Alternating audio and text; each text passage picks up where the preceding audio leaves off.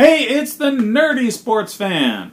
Fantasy football is upon us. That's right. Let's get right into it, okay? Quarterback is, for most, a position that you can draft later on because there's not a heck of a difference between the number one quarterback in fantasy and, say, the number 5 most seasons. And number 5 through 10...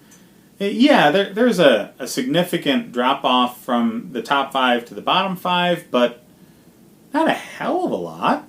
So, not a lot of people draft quarterback early. That's definitely going to change this year. I guarantee you somebody is going to draft Pat Mahomes in the top 2 to 3 picks in almost every league. He's that good, okay? Your number 1 pick is not about who's the best running back, or if you're systematic like that. It's not about anything other than what's the gap between this guy and the next best option at his position.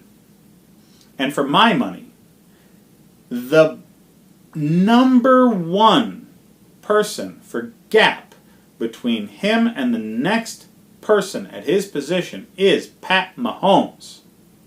If he falls below pick 2, you are dumb not to pick him. Get him. He is worth it. I don't care what the other people in your league are saying. I don't care how much they're going to laugh at you for going quarterback that early. You will laugh all to the bank with all your friends' money. Number 2 at quarterback, I have Andrew Luck. Anybody who watched last season and a few seasons ago before he was hurt should know that he is one of the best overall talents the quarterback position has seen in decades. That's not a stretch, okay? This man has a cannon for an arm. He's got elite level decision making. He can move, okay? He just got a fluky injury that took forever to recover from, so people slept on him. But get him in the first round, all right? He's elite, and he is a fantasy darling, okay? This guy is putting up points like nobody's business this season. It took a few weeks to really build to that last year. It will not this year. That offensive line is more than enough to give him all the time he needs to pick teams apart. Number 3, Shawn Watson. I think he's going to be healthy this year. I think he's going to be healthy this year because he's not going to run as much. Houston did not do as much as I would like them to have to fix the offensive line. In fact, I think they just picked a random slow kid off the street to make their first overall draft pick. What the heck were they thinking? Okay? There was at least 4 tackles better than that guy. Either way, it doesn't matter. Okay? They addressed the offensive line. Any amount of attention to this offensive line was going to be an upgrade. Watson is going to be a better quarterback from a brain perspective. Okay? I don't mean to say he's stupid. I just mean to say he was young. Okay? Experience is key for a quarterback. He is going to be throwing with much more anticipation. People that didn't look like they were open last year are going to look open this year. He's not going to run around all the time because of that. So a combination of a little attention on that O-line and a lot more film study on Shawn Watson's part is going to make him less injury prone. He's amazing as a fantasy option when healthy. There's still a question of his health, but not enough of a question to ignore that.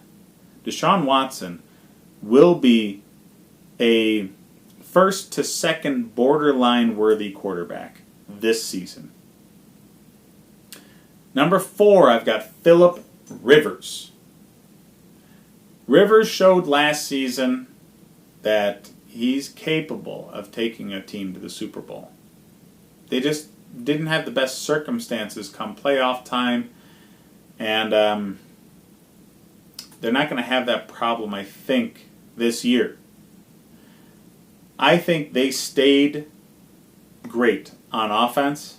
They're not going to make the mistake of not giving Gordon a contract, so they're going to stay elite. And they improved their defense, especially in the draft. So yeah, I think this team is primed for a Super Bowl bid, and Phillip Rivers is hungry for it. And he's got a lot of talent on that offense. He's going to be throwing touchdowns all season.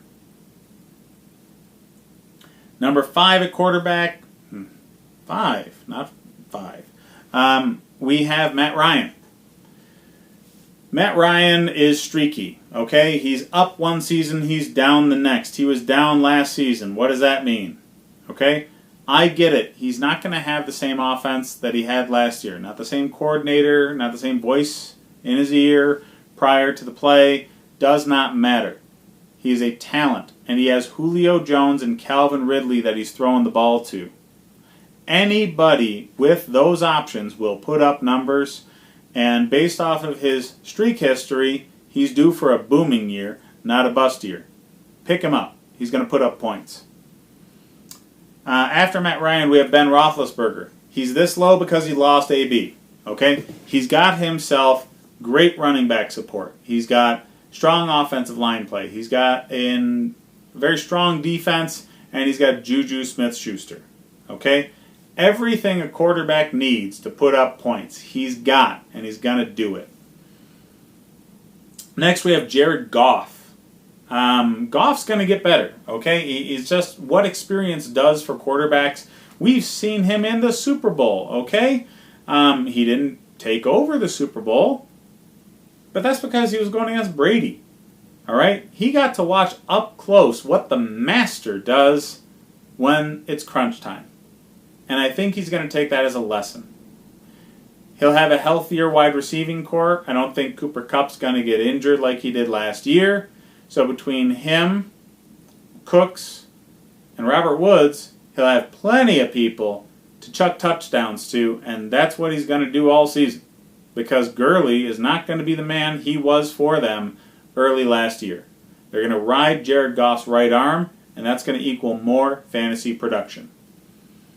So, after him we have Drew Brees. Drew Brees is only behind all these guys because the offense is so spread with running back talent.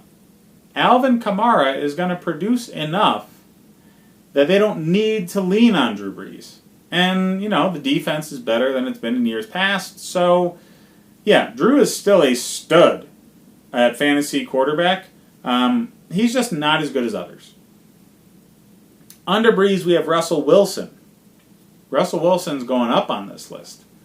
Now, he's a game manager, but Tyler Lockett's there for a pop the lid off the defense kind of threat. He's got a strong running game behind him. So he will not be the man who needs to win the game all the time. He won't have to run around all over the place, but he can. So